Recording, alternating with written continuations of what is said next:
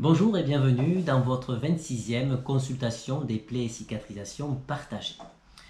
Je constate que je rencontre au décours de mes consultations de plaies et cicatrisations en moyenne 4 patients qui présentent des troubles trophiques avec une problématique de gestion des exsudats au niveau du protocole de soins. Cette constatation m'a donné envie de reprendre avec vous mon algorithme pour le choix d'un protocole de soins dont le point de départ est basé sur l'existence ou pas d'un exsudat au niveau de la plaie. Nous allons, à travers 2 cas cliniques, reprendre cet algorithme. Le but, c'est de savoir quelle est la conduite à tenir devant une plaie exsudative. Je vous souhaite un bon visionnage de la 26e CPE-CP.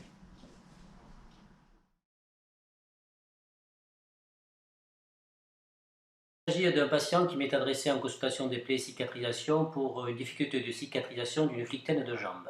L'intérêt de vous présenter ce cas clinique, c'est que nous rediscutions ensemble de la problématique de la gestion des exsudats qui ici est assez caractéristique. Puisque pour pallier au déficit d'absorption de l'hydrocellulaire, il a été recouvert d'un pansement superabsorbant. On voit ici de plus près que le superabsorbant n'est pas du tout taché, tout simplement parce que la couche externe, la troisième couche donc, du pansement hydrocellulaire est complètement imperméable. Donc les exsudats ne peuvent pas passer au travers et s'accumulent donc au niveau de la plaie et c'est ce qui est à l'origine de nos fameuses dermites caustiques ou irritatives. Donc on retrouve ici une flictaine. Alors le pansement hydrocellulaire est complètement délité, complètement déstructuré par ces exsudats. Les exsudats ont dû couler d'ailleurs au-delà, puisqu'on voit que sur le bord du pansement, les exsudats sont passés. Et donc ici, nous sommes en présence d'une flictaine qu'il va falloir traiter comme une brûlure second degré, avec une pommade à base de sulfadiazine argentique, une interface et un pansement superabsorbant par-dessus. Je revois en consultation le patient à 15 jours de la première consultation. Nous avons la tubulure qui est en place avec le pansement superabsorbant. Le pansement superabsorbant n'est pas ou peu saturé.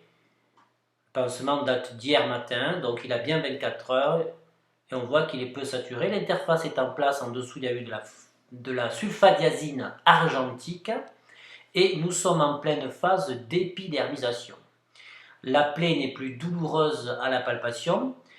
Je vais donc arrêter le protocole qui avait été mis en place il y a 15 jours et partir sur une cicatrisation dirigée. Vous avez vu toute l'épidermisation qui s'est faite en 15 jours.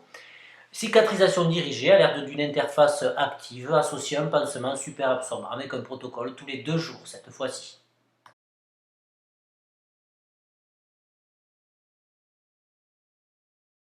Patient qui m'est adressé en consultation, polyvasculaire, stent coronarien, pontage artériel périphérique, accident vasculaire cérébral récent, insuffisant respiratoire sous oxygénothérapie, problème de plaie au niveau des membres inférieurs, motif de consultation. Alors, nous avons une problématique majeure de gestion des exsudats, quand on voit ici l'étendue des dégâts, avec sur les plaies supérieures un pansement siliconé. Il existe aussi peut-être un problème d'hygiène. Toujours est-il que ce pansement siliconé est complètement dépassé par les exsudats et sous le siliconé, on retrouve 2 petites feuilles d'alginate qui elles aussi sont complètement saturées. Donc là, bien sûr, problème de gestion des exsudats, 2 petites plaies exsudatives, il existe un œdème au niveau de ce membre inférieur. Ensuite, nous allons découvrir ce qui se passe au niveau de la partie inférieure de la jambe. Alors là, un hydrocellulaire qui est complètement délité, avec une saturation majeure ici.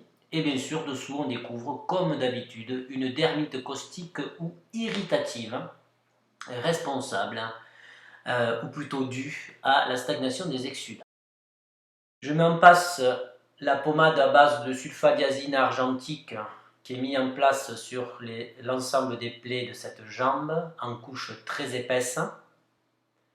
Je constate qu'il existe des lésions d'intertrigo par stagnation des exsudats au niveau des espaces interorteils. Je vais donc traiter ces zones de macération par la mise en place d'un hydrofibre sous forme de mèche. Le but, c'est d'isoler chaque espace interorteil et d'éviter que les orteils ne se touchent pour éviter ces phénomènes de macération qui sont responsables des troubles trophiques que l'on peut observer chez ce patient. Alors cette forme mèche est beaucoup plus facile à appliquer au niveau interorteil. Au niveau de la jambe, je recouvre l'ensemble de la jambe par le pansement super absorbant dont la surface est la plus importante du marché. Ça nous permet d'avoir une absorption et une couverture complète de cette jambe qui est assez œdémaciée et volumineuse. Je recouvre les orteils par un pansement super absorbant souple. Alors c'est un peu filmé à côté, je suis désolé, problème technique.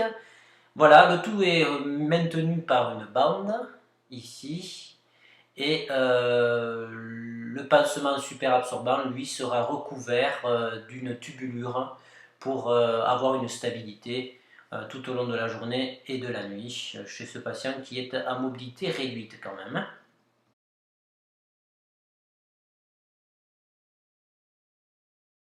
Au vu de ces deux cas cliniques, je vais reprendre avec vous mon algorithme sur le choix d'un protocole de pansement. Je vous avais déjà dit que mon premier critère, c'est les exsudats qui sont quantifiés par la saturation des pansements primaires et ou secondaires. Deux types de plaies, donc les plaies dont la saturation des pansements est faible, ce sont les plaies faiblement exsudatives, et les plaies dont la saturation des pansements est importante, ce sont les plaies fortement exsudatives, comme c'est le cas du patient que nous venons de voir. La question, c'est quelle est la conduite à tenir devant une plaie fortement exsudative ou devant l'augmentation des exsudats d'une plaie. Lorsqu'une plaie est fortement exsudative, le choix d'un protocole de soins va donc dépendre de la capacité d'absorption des pansements, et notamment du pansement primaire.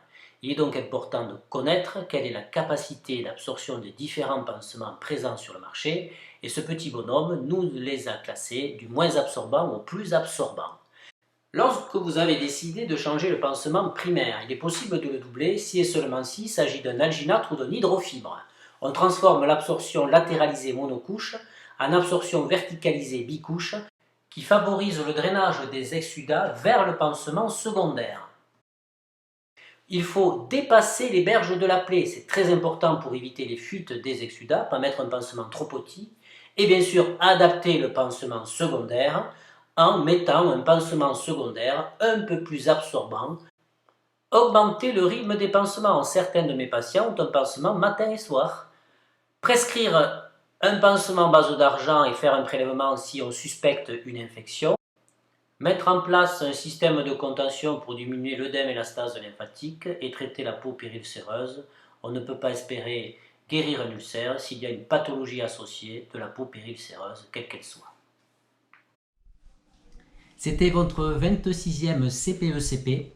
J'espère que l'algorithme que je vous ai présenté pour la gestion des plaies exsudatives vous servira dans votre pratique quotidienne. L'objectif, c'est d'éviter l'apparition de troubles trophiques iatrogènes que sont ces dermites caustiques ou irritatives et qui sont simplement dus au mésusage des pansements. Je vous souhaite une bonne semaine, vous remercie pour votre fidélité et vous dit à l'année prochaine pour de nouvelles aventures.